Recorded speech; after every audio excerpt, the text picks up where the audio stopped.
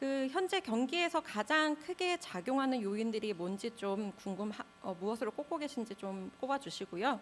그리고 언제쯤이면 이 분위기 좀 개선될 수 있을지, 또 향후 경기를 볼 때 어떤 점을 가장 주의 깊게 살펴봐야 할지 한 분씩 좀 차례대로 말씀해 주시면 감사하겠습니다.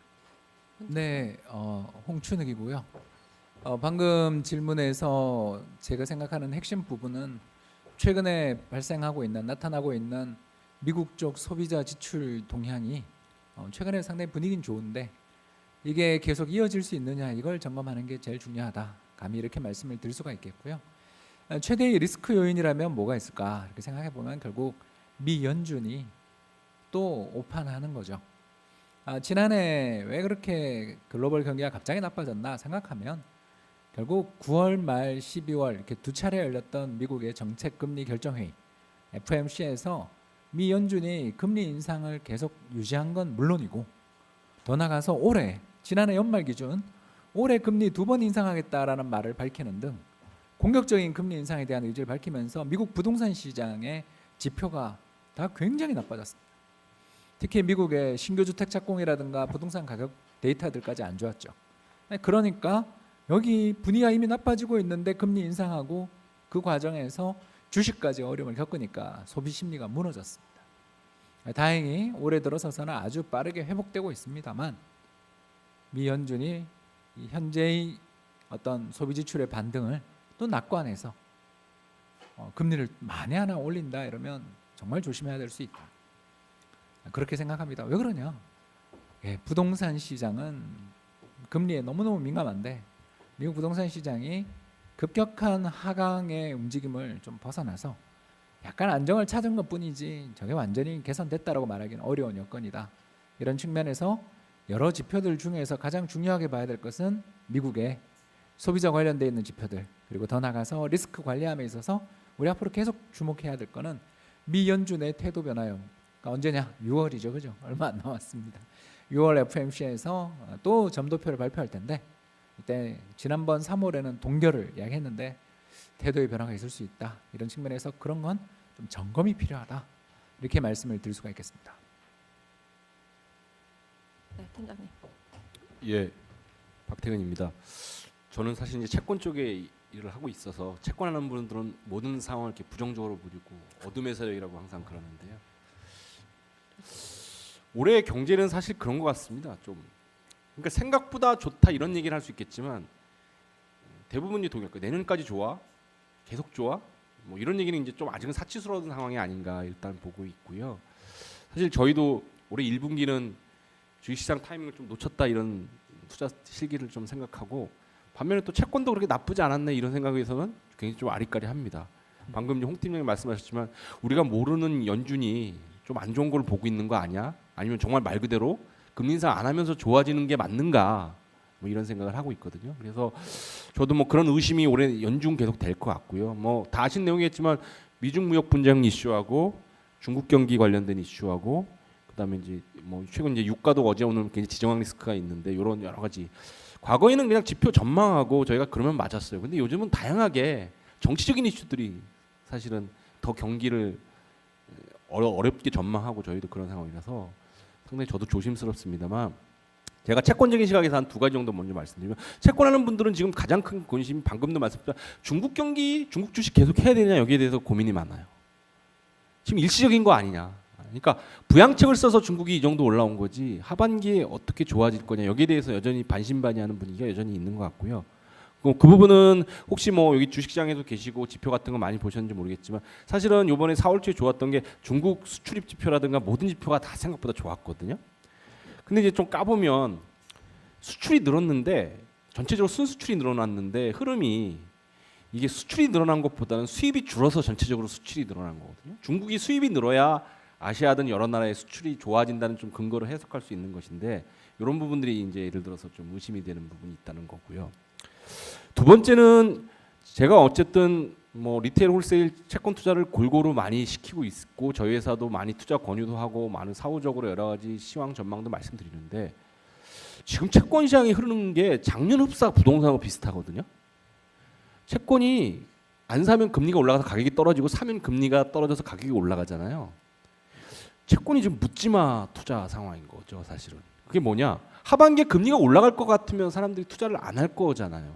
근데 올해 금리 별로 안 올라간다. 아까 홍 팀장님 뭐 올해 금리 동결할 거다. 경우에 따라 한 차 내릴 수 있다는데 그런 전망 이외에 내년까지 전망해서 과연 이게 돈에 의해서 지금 금리가 못 올라가는 상황이 이어지는 상황이거든요. 그리고 이 상황으로 보면 저같이 이제 채권의 소위 말해서 어둠의 세력들은 내년까지도 그닥 그렇게 되게 좋게 보지 않고 차라리 옆에 있는 팀장님 계신데 부동산이라도 좀 더 열심히 해볼까 이런 생각을 아직도 있습니다. 그래서 저희가 보는 거는 올해 경제 전망을 좀 회색으로 보고 있고요. 채권 시장에서 보여지는 금리 동향은 적어도 금리가 그렇게 많이 오를 것 같다는 생각을 지속적으로 하긴 쉽지 않고요.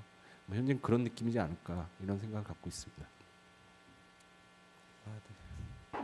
저는 사실은 그 경제 전문가는 아니기 때문에 사실은 전망을 무슨 지표를 봐야 되느냐 이거에 대해서는 사실은 잘은 모릅니다. 근데 이제 제가 이제 그런 분위기를 느낄 수 있는 건 이제 각종 기사들에서 느껴지는 분위기, 그다음에 댓글들 뭐 이런 걸 보면은 사실은 그 분위기를 누구나 다 알 수 있는 것 같아요. 지금 시장이 어떤가. 그리고 사실 저는 이제 해외 시장은 그렇게 잘하는 편은 아니라서 제가 뭐 좀 중요하게 생각하는 건 이제 기본적인 이제 근로자 수 뭐 그런 부분을 봅니다. 그래서 어쨌든 경기가 좋아지게 되면은 기본적으로 어떤 국내 경기가 뭐 좋아지는 부분이 분명히 존재하니까 어떤 뭐 특히 이제 사무직 종사자 수 뭐 이런 부분이 좀 중요하다고 보고요. 특히 이제 한국은행에서 이제 뭐 1년에 8차례 이상의 금리를 이제 결정을 하는 그런 회의를 하게 되는데 또 이제 금리는 이제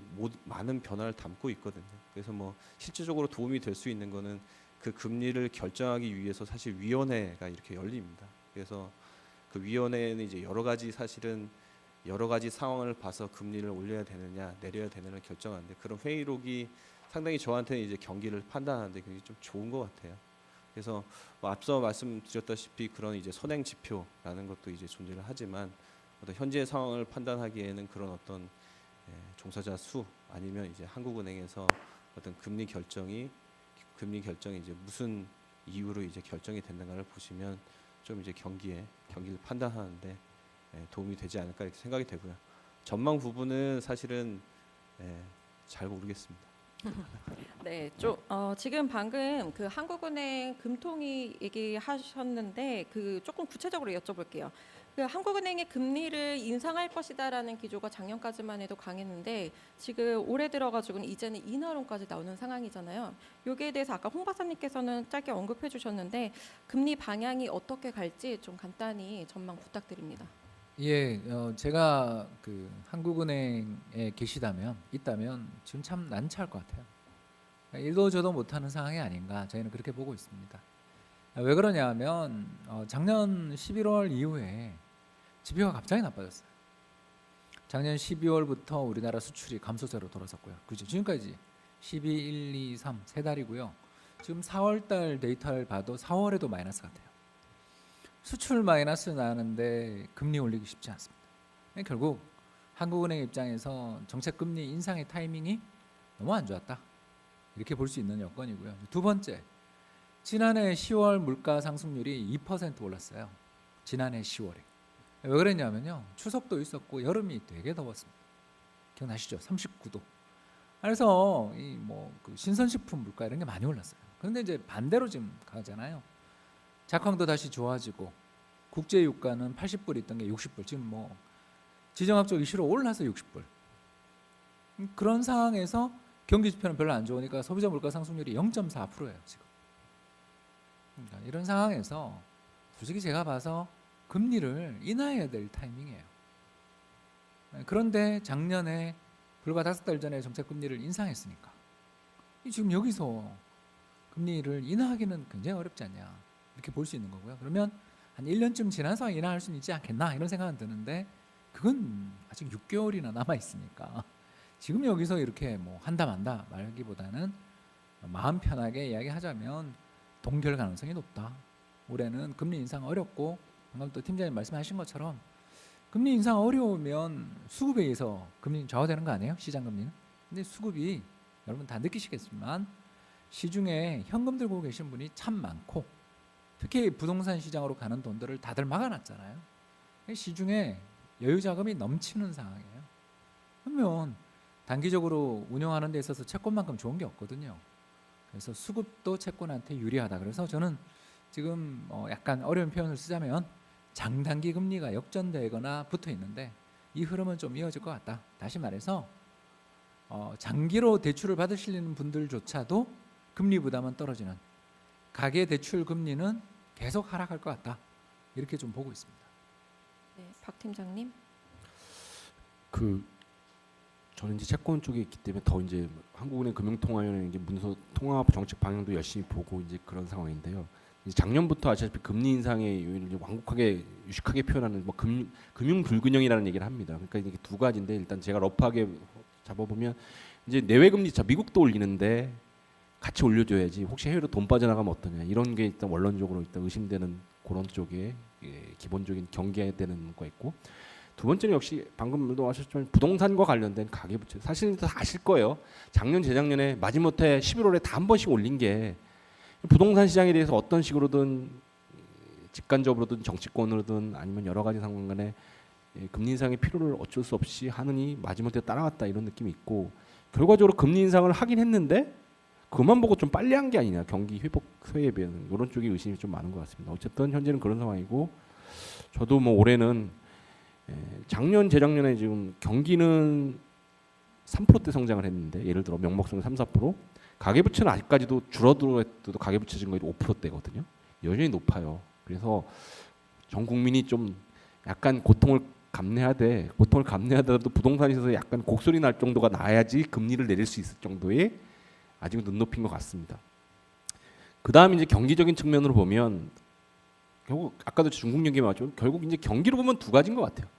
하나는 철석과 같이 하반기 반도체 경기 좋아질 것이다. 그래서 우리가 원하는 숫자가 나와서 경기는 2%대 중반 성장할 것이다. 두 번째, 중국 경기도 뭐 저는 아까 조금 부정적으로 얘기했습니다만은 그런 대로 나쁜 쪽은 아니다. 이런 쪽으로 볼 거거든요. 그렇게 되면 사실은 금리 인상할 이유가 없죠. 우리가 작년에 금리 인상했는데 사실 1년 내 한국은행 역사적으로 봐도 금리 올린 다음에 1년 내로 내린 적은 없습니다. 경기가 아무리 안 좋다라도. 하는 자체가 공무원 조직이기 때문에 사실은 좀 더 좋게 말하면 코셔스 하거든요. 신중하게. 근데 방금 말씀드린 이 내용, 반도체라든가 중국 이런 쪽이 완전 전망하고, 어차피 전망이라는 게 틀리기 위해서 있는 거잖아요. 저희가 생각하는 것보다 생각보다 안 좋으면 말 그대로 좀 올해 4분기 가면 아유 진작 내리지 또 이런 얘기가 나올 수도 있을 것 같다는 생각을 하는데, 현재는 이제 금융 불균형 문제가 좀 크지 않나 싶고요. 사실 이런 논리에서 방금 팀장도 말씀드렸지만 불확실하거나 애매하면 그래도 채권을 하게 되더라고요. 그래서 지금 금리가 이 금리에 채권을 해야 되지 하지만 채권에 머무는 돈들이 많기 때문에 제 생각에는 뭐 채권을 꾸준히 하는 자금, 이런 투자 패턴은 그런 대로 하반기 금리가 조금 더 올라간다 하더라도 뭐 크게 안 꺾이고 계속 이어지지 않을까, 일단 그렇게 보고 있습니다. 예. 네, 저는 그냥 개인적으로 보기에는 금리는 뭐 사실 여러 가지 성격을 갖고 있는 건데, 사실은 금리를 인상한다는 건 기본적으로 내가 그 돈을 낼 여력이 있다라는 거거든요. 내가 빚을 지고 있을 때. 그러니까 사실은 이제 그러니까 우리나라, 그러니까 일반 지금 경기가 좀 과거보다 좋아져서 실은 어떤 그런 부채 부담을 더 질 수 있는 상황이냐라고 볼 때는 뭐 앞서 말씀하신 것처럼 절대 그런 상황은 아니다, 이렇게 생각이 되고요. 그다음에 기본적으로 이제 한국은행이 이제 통화 정책은 이제 물가 상승률 2%로 보고 있습니다. 그리고 근데 지금 2%가 되지 않는 그런 상황에서 금리 인상은 분명히 없을 거고요. 그다음에 금리 인하에 대해서는 저는 조금 더 시장이 조금 더 안 좋아지고 있는 것 같습니다. 벌써 이제 한국은행이 금리를 인상했지만 국고채나 이런 부분은 벌써 많이 그 괴리가 있는 것을 볼 때에는 생각보다 시장이 더 안 좋아질 수도 있다. 그래서 뭐 내년으로 이제 보시기도 하지만 저는 올해 말에는 한 차례 금리 인하가 이건 이제 안 좋은 전망입니다. 그러니까 경기가 조금 더 안 좋아져서 금리 인하를 할 수밖에 없는 상황이 되지 않을까, 이제 그렇게 보고 있습니다. 네, 이제 다음 질문 넘어가겠습니다. 여기 오신 분들이 질문을 보니까 좀 구체적으로 투자 전략을 짜달라 뭐 이런 질문들이 몇 개 나와 있더라고요. 그러니까 앞서서 주식, 채권, 부동산 이렇게 다양한 자산들에 대해서 언급을 해주셨는데 이외에도 많은 투자 자산들이 있을 거예요. 투자 자산 배분을 지금 시점에서는 몇 대 몇으로 어떻게 가져가는 게 좋은지 이번에는 좀 순서 반대로 해가지고 류 센터장님부터 가보도록 하겠습니다. 부동산에 이제 투자하고 있는 자산운용사로서 부동산에 다 투자하라고 하고 싶긴 한데요. 사실은 이제 뭐 사실 저는 이제 다른 자산에 대한 포트폴리오 전략은 이제 잘 모릅니다. 그래서 기본적으로는 이제 다만 이제 부동산도 아직까지 뭐 잘 아시겠지만 생소한 상품이라는 거. 그래서 기본적으로 저는 뭐 몇 대 몇이라는 건 좀 어렵긴 한데 굉장히 어렵습니다. 근데 이거는 말씀드리고 싶어요. 이게 부동산 특히 펀드 같은 경우에는 장기 투자입니다. 그러니까 5년 이상 보통 이제 5년 이상을 내 돈을 거기에 투자하고 빼지 않을 자산입니다. 그래서 내가 그 돈을 5년 동안은 찾지 않을 거다라고 생각하시는 그 부분만큼 부동산을 투자하시는 게 맞다고 생각이 되고요. 나머지 포트폴리오 전략은 시장의 변화에 따라서 다양하게 조절할 수 있는 부분이 분명히 존재하거든요.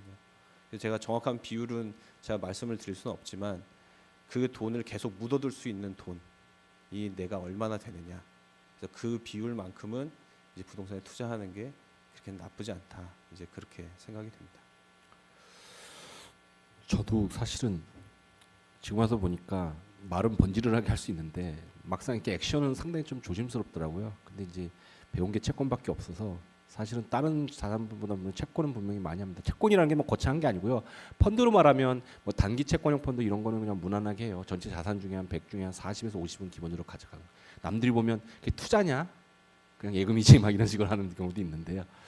그 다음에 저는 이제 아까 말씀드렸다시피 전체 자산 중에 일정 부분 하는 거는 저는 어쨌든 중국 적립식 투자는 계속합니다. 변동성이 큰 자산들은 기본적으로 저가 매수기에는 늘 있다고 봐서 조정을 위해서라도 싸질 때를 대비해서 적립식 투자는 꾸준히 하고요. 그 다음에 작년 하반기부터 패턴은 전체 자산의 한 15%는 달러 표시 채권을 지금 펀드로도 하고 있습니다. 그것도 적립식으로 하고 있고요. 그래서 하면서 그 대신 일정 기간 좀 레귤러하게 좀 수익 실현을 하는 편입니다. 무조건 묻어두고 있는 상황은 아니고요. 그래서 좀 수익을 하면서 하니까 전체적으로 많이는 못 먹지만 뭐 크게 안 깨지고 지금 쫓아온 것 같더라고요. 그래서 제가 뭐 주식에 대해서 좀 더 세게 얘기할수는 모르겠지만 저도 기본적으로 중국 주식, 달러 채권 이런 건 제가 말씀드린 대로 좀 꾸준히 하려고 하는 편이고요. 다만 아직까지는 전체적으로 자산에서는 좀 채권이나 현금화 비중이 좀 상대적으로 높다. 그렇게 말씀드릴 수 있겠습니다. 네, 저는 두 가지로 나눠서 말씀을 좀 드리고 싶은데요. 첫 번째, 그 자산을 구성함에 있어서 일단 저는 부동산 유무가 제일 중요하다고 봅니다. 그러니까 부동산을 가지고 있냐 아니냐 따라서 자산 배분은 저는 많이 달라진다라는 게 현실이고요. 그래서 일단 평균적인 가계를 하나 이야기하겠습니다. 우리나라 전체 가계의 자산 구조를 살펴보면 그 한국은행이랑 통계청에서 같이 조사하는 가계금융복지조사라고 있어요. 거기를 보면요, 우리나라 가계가 가지고 있는 평균적인 순자산 보면 한 3억대 중반 정도인데 75%가 집이에요. 다시 말해서 자산의 75% 정도를 집을 갖고 있어요. 그렇기 때문에 이제 물론 그 서울에서는 택도 없죠. 그 돈으로 집을 살 수는 없습니다만 이건 평균이니까요. 그래서 근데 우리나라 재밌는 게요, 상위 20%나 10% 가계로 올라가도 전체 자산의 70% 이상이 집이에요. 그러니까 우리 한국 사람은 집에 애달게 삽니다. 그래서 집값이 오르면 집 없는 사람은 괴롭지만 집 있는 사람들이 우리나라는 더 많으니까 아무래도 경기가 좀 좋아지는 그런 경향이 있는 거고요. 자 이런 상황에서 집을 가지고 있다. 평균적인 가계를 이야기합니다. 그럼 우리나라 집값이 역사적으로 언제 빠졌냐 하면 2번 빠졌어요. 역사적으로 집값이 전국 평균 가격이 역사적으로 지난 40년 동안 2번 빠졌거든요. 그게 언제인지 아나? 97년 외환위기랑 2008년 글로벌 금융위기 직후에 빠져요. 그러니까 그때는 거래도 안 되다가 마무리된 다음에 빠집니다. 원래. 왜냐하면 금융기관들이 괴롭고 힘들어서 대출을 못 해줘요. 그런 과정에서 직장을 또 잃어버린 사람들이 늘어나면서 어쩔 수 없이 급매물로 파는 게 나오면서 집값이 빠집니다. 자, 그때 제일 좋은 자산이 뭘까요? 자, 금융위기가 발생한 직후, 그죠? 불안하고 시장이 흔들리고 막 그럴 때 제일 좋은 자산이 뭐냐? 달러 자산이고 그 중에서도 주식이에요. 당연한 이야기를 지금 하고 있죠, 그죠? 그렇죠. 그러니까 주택은 굉장히 안정적인 자산인데 이 너무나 안정적인 자산조차 빠질 때가 다 환율이 급등하고 또 주식시장에 랠리를 펼칠 때 집값이 빠져요 오히려. 그죠? 98년, 99년에 그랬고 2009년, 2010년 그 하우스푸어 사태 기억나시죠? 다 그렇습니다. 그래서 우리나라에 주택을 난 보유하고 있는데 이 주택 집값이 내가 올인해놨는데 이거 내가 빠질까 좀 걱정된다. 그런 분들한테 가장 좋은 자산은 달러 표시 주식 또는 달러 표시 제가 생각했을 때는 채권도 상당히 좋은 그런 자산이다라고 생각을 합니다. 자 이제 그거 말고 이제 저 같은 사람이 있습니다. 자산에서 부동산 비중은 별로 안 높은 주식쟁이들이라고 하죠.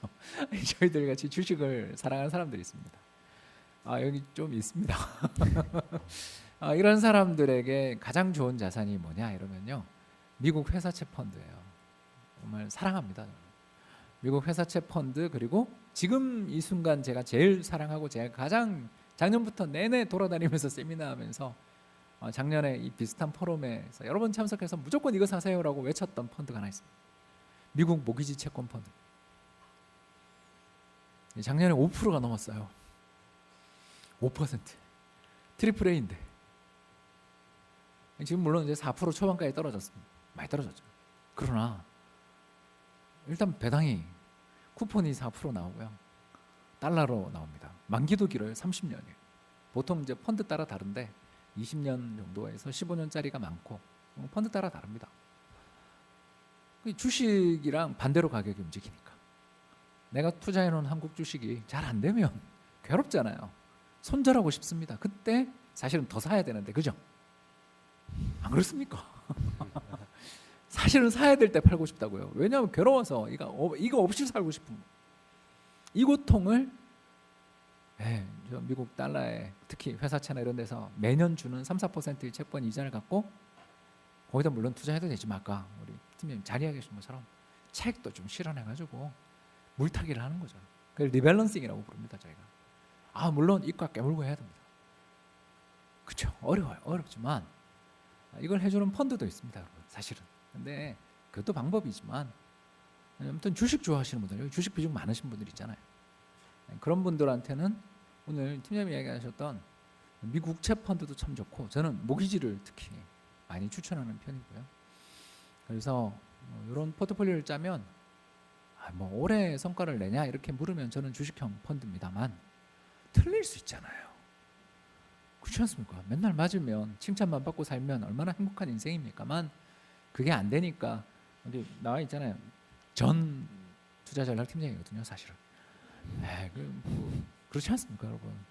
회사 오래 다니기 힘들더라고요. 괴로워서 몸이 아파서 못 다니거든요. 그걸 재테크에서는 리밸런싱이라는 좋은 대안이 있다. 이렇게 좀 말씀드리고 싶습니다. 네, 오늘 뭐 미국 채권 관련해 가지고 얘기가 많이 나와 가지고 질문도 이쪽에 대해서 많이 나왔어요. 구체적으로 좀 잡아달라 하셨는데 이 미국 회사채 펀드와 모기지 채권 펀드에 투자하신다고 홍 박사님 말씀 주셨고 박 팀장님도 구체적인 투자 상품 하나 소개해 주시면 고맙겠습니다. 미국 ETF도 보시나요? ETF 중에 미국 중기회사채 쪽에 매달 배당 나오는 상품이 있습니다. 이게 권유를 해버리면 삼성증권 상품까지 찍어서 그런데요. 꼭 여기서 안 사도 됩니다. 예. ETF에 그 배당이 매달 나오는 채권 펀드가 있어서 거의 연 4%가 나오는 그런 펀드 ETF가 있습니다. 그런 거 있으면 나중에 저는 안 하고 있지만 제 옆에서 너무 잘하고 있는 분들이 있어서 좋고요. 그다음에 아까 홍 팀장님 아이디어로 우리나라에도 비슷한 아이디어가 있는데 그 코덱스 채권 혼합이라는 게 있어요. 미국채 혼합이요. 그러니까 우리나라 주식에 아마 40%일 거예요. 코덱스 200 하고요. 60%를 미국채 하는데 환 노출해서 달러로 투자하는 상품이 있습니다. 모 자산운용회사 하는. 이런 건 방금 팀장님이 말하는 그런 주식과 채권을 적당히 하면서 환도 하나는 달러고 하나는 원화베이스고 하나는 주식이고 하나는 채권이고 하나는 안전자산이고 하나는 위험자산이 이게 되는 것 같아요. 그러니까 이런 상품들이 좀 있어서 이런 상품들은 뭐 기본적으로 좀 눈여겨보고 이런 거는 말 그대로 길게 가져가시는 좀 게임이 될 것 같습니다. 그래서 그런 측면이 좀 필요하지 않나 싶고요. 미국 회사채는 펀드들도 국내에 한두 개 정도 스테디한 게 있거든요. 그러니까 그런 회사채 펀드 같은 것도 관심이 있으시면 뭐 하셨으면 좋겠다는 생각을 하고 있고 뭐 전체적으로는 어쨌든 요즘 이제 개인분들도 ETF도 많이 하시고 뭐 2배, 3배짜리 레버리지하는 그런 좀 고수익 상품도 많이 솔깃하셔서 잘하시는 분들 있을 텐데요. 확실히 이제 앞으로는 직접적인 상품도 중요하지만 이런 펀드, ETF 좀 간접적인 상품이라든가 개별적인 시장 접근을 해서 본인이 한 만큼 공부한 만큼 수업료를 낸 만큼 수익을 얻을 수 있는 다양한 상품들이 있기 때문에 그런 부분에 대해서 좀 여러분이 또 다른 기회를 보시면 어떨까 이런 생각을 하고 있습니다. 예.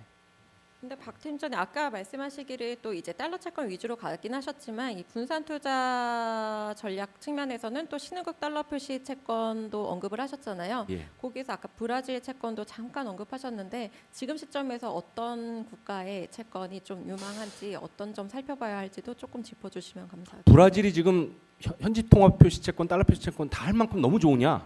사실 그건 아니에요.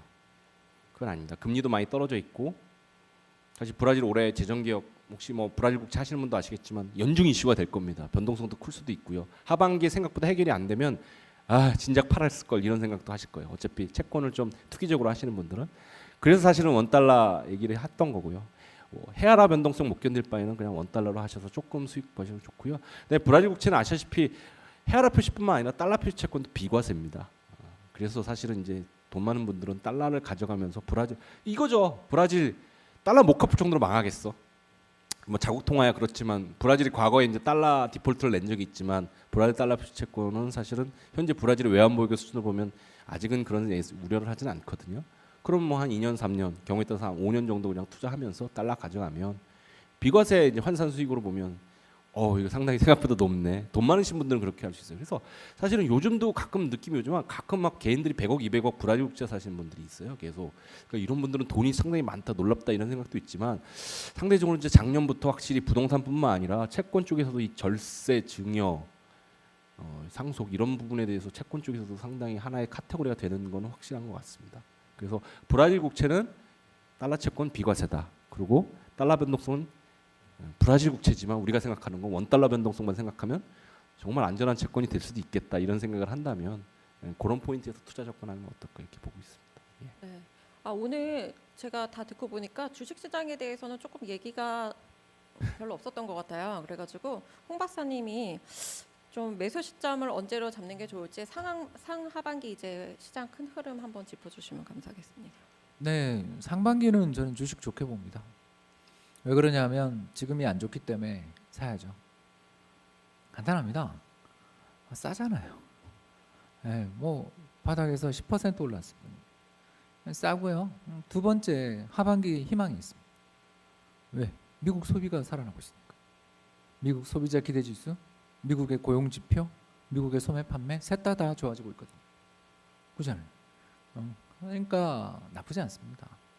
그래서 얼마 전에 있었던 미국의 3월달 비농업 부문 신규 취업자 수 통계 보시면 알겠지만 일자리가 늘어나는데 소비가 죽지 않거든요. 그래서 작년 연말에 부동산 경기 좀 안 좋아지고 주가 폭락하는 바람에 잠깐 위축됐다가 지금은 바운드 나오고 있고 그 리바운드는 언제 숫자로 나온다? 빠르면 3개월, 늦으면 6개월 뒤에 나오거든요. 그러니까 하반기는 회복의 가능성이 있습니다. 그래서 저는 상반기를 좋게 봅니다. 그러면 왜 하반기 이야기는 안 하십니까? 이렇게 물으면 간단합니다. 지금 나오고 있는 미국 쪽에서의 지표의 반등이 계속되면 들어가면 되는 거죠. 그렇지 않습니까? 그거 어떻게 알아요 우리가? 아까 이야기했잖아요. 미국이랑 중국 간의 무역 분쟁이 다시 격화돼가지고 분위기 싸해질 수도 있는 거고요. 이번에 이란 관련 제재 보셨잖아요. 예상 못하니까 유가가 5불씩 뛰는 거 아닙니까? 그거 어떻게 합니까 우리가? 그러니까 그런 위기의 대응에 대한 거는 잘 관찰하셔야 돼요. 올해는 사실은 쉽지는 않을 것 같습니다. 이제 반면에 사실 이제 계속 이렇게 정부에 대한 규제가 나타나기 시작하면 공급적인 부분이 이제 더 되지 않는 면이 존재합니다. 그래서 특히 이제 전세가 그런 어떤 레버리지 수단으로서 활용되는 시장에서는 공급이 부족하게 되면 굉장히 팍 튀어오르게 되는 그런 현상이 나타나게 됩니다. 그래서 저 올해는 좋지는 않을 거라고 보고요. 그다음에 이런 어떤 정부의 과도한 규제로 인한 공급의 감소에 대한 부분은 바로 나타나지 않습니다. 그러니까 그게 인허가를 받고 지기까지 한 2, 3년이 시간이 걸리고요. 그래서 결과적으로 한 2, 3년 뒤에는 이런 어떤 정부의 규제가 결과적으로는 공급의 감소를 일으켜서 주택의 가격을 다시 상승시킬 수밖에 없는 현상이 나타날 거다라고 보고 있고요. 특히 우리가 이제 똘똘한 한 채를 얘기 많이 하는데 시장이 안 좋아지면 결과적으로 양극화 현상이 나타날 수밖에 없습니다. 그래서 뭐 서울이 향후 2, 3년 뒤에 주택 시장이 망할 거냐라고 하면 사실은 부정적인 면이 더 많거든요. 그래서 향후 한 저는 3년 정도 뒤에는 주택 시장의 어떤 가격이 다시 상승하는 패턴이 일어나지 않을까 그렇게 생각을 하고 있습니다. 여기 계신 홍 박사님은 사실 경제와 증시 전문가시기도 한데 하지만 부동산 시장에 대해서도 좀 전문적인 시각을 제시하시고 계십니다. 그래서 조금 류세터장님은 시장 분위기가 지금 좋지 않다라고 보고 계신데 여기에 대해서 어떻게 생각하시는지. 네. 예, 동감입니다. 거래가 안 돼요. 유동성이 마른 상황이에요. 일단 다주택자들 입장에서 세금이 너무 많이 지금 부과됩니다. 양도차익 과세가 세요. 그런 상황에서 또 임대 사업자로 전환도 많이 시켜놨어요. 임대 사업자 전환 시켜놨는데 집 못 팔거든요. 그래서 이게 장기 보유자에 대한 어떤 비과세 혜택 이런 것도 축소가 다 돼 있어서 부동산 시장 자체가 유동성이 지금 말라버린. 그래서 이사를 가고 싶어도 가지 못하는 상황이 펼쳐지고 있다 이렇게 보시면 되겠고요. 여기에 이제 지난해 연말부터 시작됐던 글로벌 경기 둔화에 대한 공포까지 시장을 업습하니까 부동산 시장에서 일단 사자세도 안 보이고 팔려는 사람들은 지난해 8월에 찍었던 사상 최고가가 눈앞에 어른거리니까 깎아서 팔기는 싫고 그래서 증여 말고는 없는 시장이에요. 그래서 시세보다 3억 딱 싸게 나오잖아요. 지금 전부 실거래가 찍히는 거 보면 직전에 찍었던 최고가 대비 3억 떨어진 가격에서 거래가 이루어지잖아요. 다 중요하잖아요. 그게. 그걸 시장가라고 이야기하신 분들은 폭락이라고 주장하시는 거고요. 이제 뭐 그거는 누구 마음인지는 알 수 없습니다. 그러면 언제까지 가냐? 저도 비슷해요. 오늘 서울시에서 전체 재개발할 때 임대주택 비중을 30%까지 올렸습니다. 네, 재개발 못하게 하는 거죠. 왜? 수익성이 안 나요. 왜냐하면 HUG, 그죠? 주택 보증에서 이미 분양가에 대해서 상한제를 하고 있는 상황에서 그렇지 않습니까? 기존에 집을 보유하고 계신 분들 입장에서 일반 분양이 나와야 건설사도 떼먹고 갖고 계신 분들도 돈을 벌고 그렇지 않습니까? 분양가의 차익도 내고 해서 이렇게 수익이 나는 건데 분양가는 못 올리고 임대주택은 많이 짓게 그것도 30%.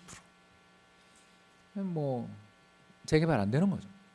근데 이제 지금 재개발이 아시는 것처럼 3년 뒤, 4년 뒤 입주잖아요. 2년 동안 철거도 하고 땅도 파고 해서 분양한 다음에 입주하는 거니까. 2, 3년 뒤에 서울, 인서울 주택 공급이 씨가 마르겠죠. 물론 그때 2008년급 경제 불황이 오면 그래도 빠질 겁니다. 근데 그건 모르잖아요, 우리가. 그걸 어떻게 알아요? 그렇지 않습니까? 그냥 경기는 모르겠다. 중립이라고 놓고 보면 신규 공급에 씨가 마르면 무슨 일이 벌어지겠어요? 신축 주택 인기가 희소하잖아요. 우리 다이아몬드 좋아하는 이유가 뭡니까? 반짝반짝 빛나는 건 많잖아요. 근데 다이아몬드는 희소하니까 비싸잖아요. 살 집은 많죠. 그러나 새 집은 드물다 그러면 새 집의 인기가 더 올라가는 거죠. 그러니까 아까 전 정말 동의한다니까요. 양극화의 가능성이 상당히 높다. 싸다고 사면 안 됩니다. 전 정말 앞으로 부동산 시장이 질적인 시장으로 계속가는 가능성이 지금 공급 측면에서 나오고 있다 이렇게 보고 있습니다.